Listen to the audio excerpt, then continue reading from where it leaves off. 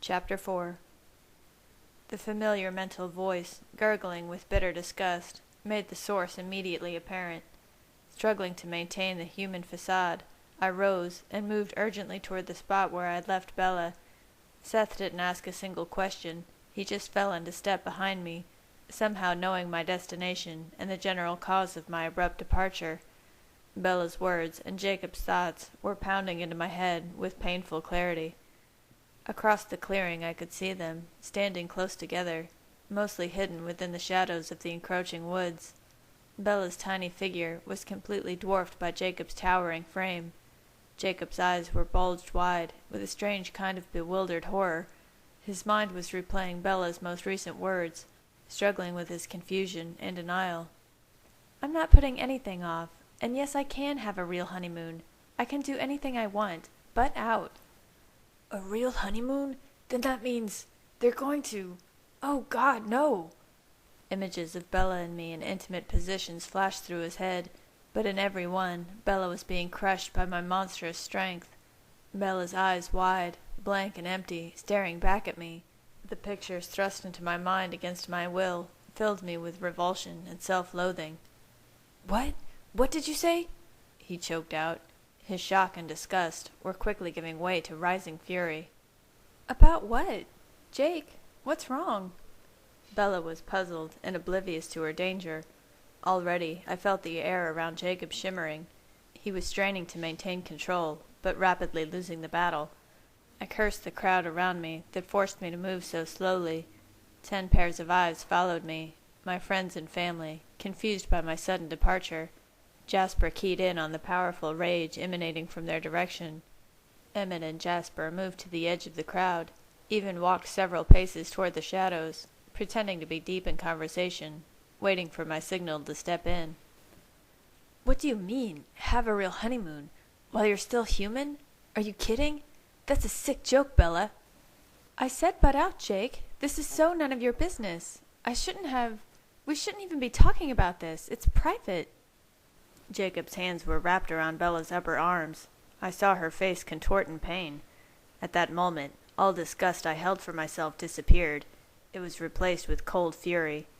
"Ow, Jake, let go!" He was hurting her. How dare he? I would tear his throat out.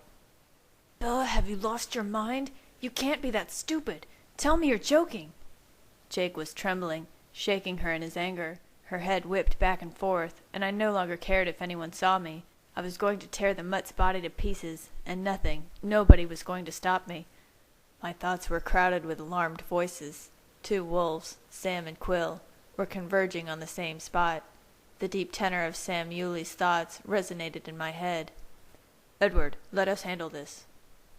I wanted to curse him for interfering. This confrontation had been brewing for over a year. I should have ended it months ago.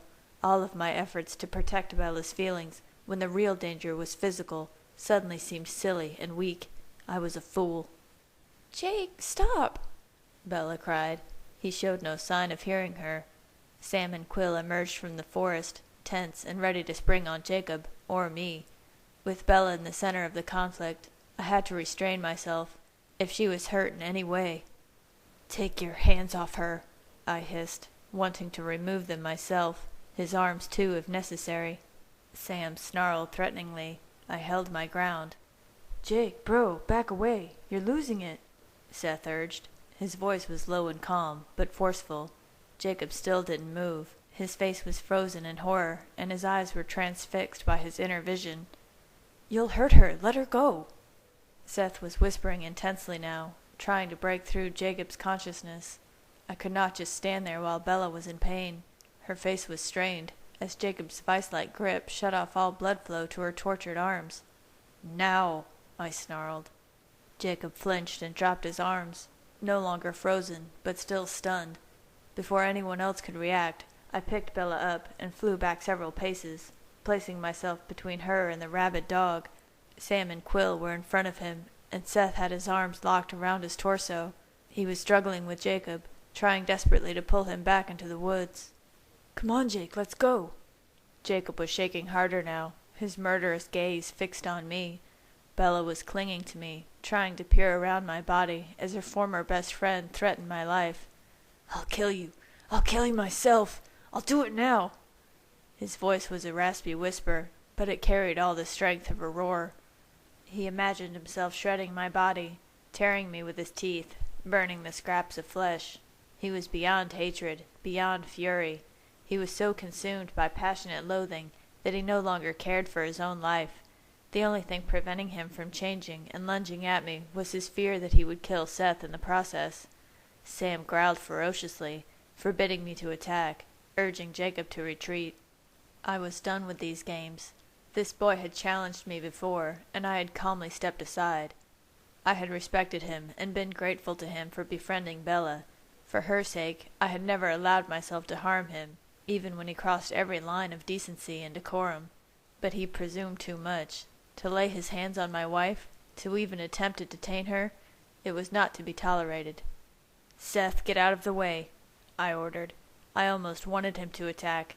If Bella could only see the monster he could be, how little self-control he truly had, how little regard he had for her happiness or safety when it didn't agree with his own sensibilities. If Bella had chosen him, I would have stepped aside. I would have been a torn, broken shell, but I would have done it, for her. But she hadn't chosen him. She had chosen me. She had said yes to me, and nobody had the right to take that away from her, least of all a miserable, selfish child. "Don't do it, Jake. Walk away. Come on." Seth continued to pull on Jacob, heaving against his weight to drag him to safety. Safety from me, safety from himself. Sam added his bulk to the battle, forcing Jacob to retreat with his massive head pressed against his chest. Quill remained between us, watching their retreat, hating to see his friend reduced to this agony and the indignity of being dragged away in disgrace before the woman he loved. Bella was shaking with shock and fear. "I'm sorry," she whispered to Quill. Her voice trembled, and I was afraid she was about to cry. "It's all right now, Bella," I reassured her. Quill turned on me. His eyes were filled with loathing. "It is not all right. Ever since your kind returned, it has been anything but all right. If it weren't for Sam, I would have let him kill you." His admission was not a threat, but a statement of fact. He would have little remorse if every member of my family were destroyed. He would have tried to avenge his friend's pain, if it weren't for the orders of his alpha. I accepted his thoughts with a cold nod. Despite his anger, I held no enmity for him. To me he was still a boy, devoted to his tribe, his pack, and his imprint. He accepted my dismissal with a huff and disappeared into the woods. "All right," I murmured to myself. It was all right now, wasn't it? Turning back to Bella, I spoke louder. "Let's get back." "But Jake—" She was still stunned by everything that had transpired. "Sam has him in hand. He's gone," I reassured her. I could no longer even hear their thoughts. "Edward, I'm sorry. I was stupid." Her face collapsed into grief and guilt as the full impact of the conflict settled on her. "You did nothing wrong." I tried to stop her self-blame, but she was persistent. "I have such a big mouth. Why would I shouldn't have let him get to me like that. What was I thinking?" "Bro, what happened? Is everything okay?" Emmett asked from the distance, while Jasper tested the calmer mood. I nodded curtly in response. "Don't worry." I stroked her face gently, searching for any signs of residual pain.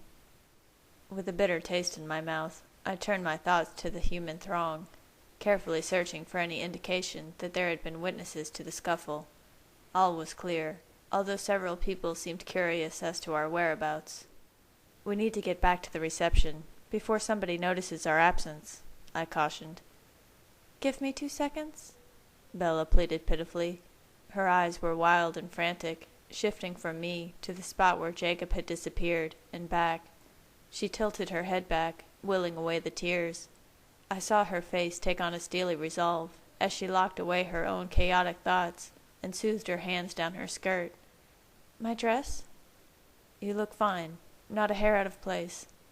And surprisingly, she did look fine. My admiration for her strength jumped even higher. She took 2 more deep breaths, squared her shoulders, and murmured, "Okay, let's go."